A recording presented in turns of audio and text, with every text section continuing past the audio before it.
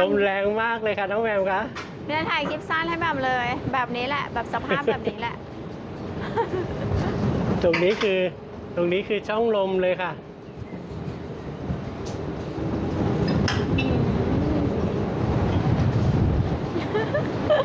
น้องแมมเดินไปทางนู้นเ